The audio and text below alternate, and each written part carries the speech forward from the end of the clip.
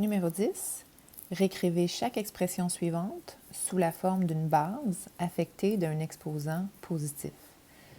En observant les expressions, on remarque que c'est toujours la même base. Base 5, base 5, base 5. C'est déjà un nombre premier, donc on n'aura pas à la décomposer avec la technique de l'arbre des facteurs premiers. Même chose à la question B. Base 2, base 2, base 2. Ce sont toutes des bases identiques, ce sont des nombres premiers, donc nul besoin de décomposer.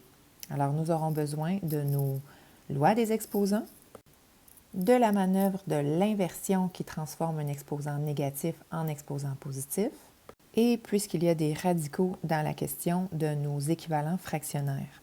Je modéliserai pour vous la question B et je vous laisserai essayer la question A. En plus de toutes ces règles ici que nous devrons appliquer, nous devons également respecter la priorité des opérations. En présence de parenthèses, on doit opérer à l'intérieur des parenthèses.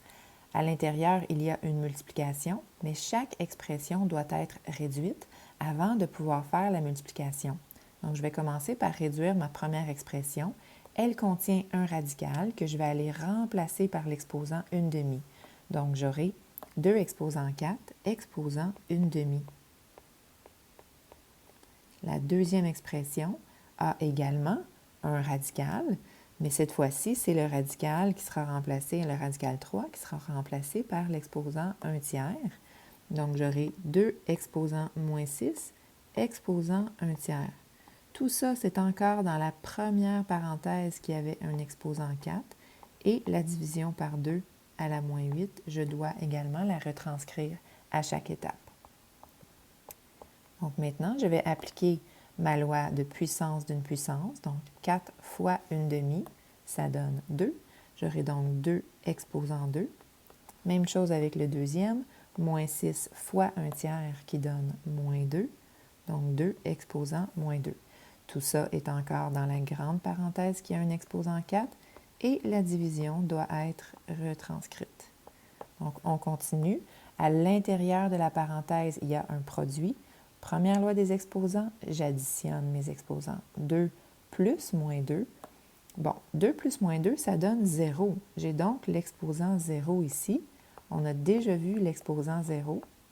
Je vais juste retranscrire le reste de mon équation. Je vais continuer d'appliquer mes lois des exposants comme si de rien n'était, même si j'ai un exposant 0, parce que je n'ai pas terminé ma démarche. Donc ici, puissance d'une puissance, 0 fois 4, ça donne toujours 0. Donc j'ai encore 2 exposant 0 divisé par 2 exposant moins 8. Maintenant, je suis en présence d'une division. Une division, c'est comme un quotient, juste présenté différemment. Donc, je vais appliquer la deuxième loi des exposants et je vais soustraire mes exposants.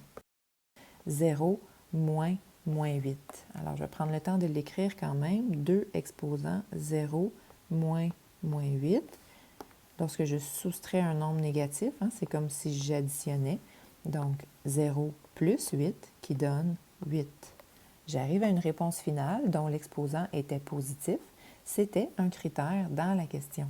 Alors, je respecte le critère et je n'ai même pas eu besoin d'aller faire une inversion de mon exposant négatif pour le rendre positif parce qu'il était déjà positif. Maintenant, je vous laisse essayer la question A par vous-même.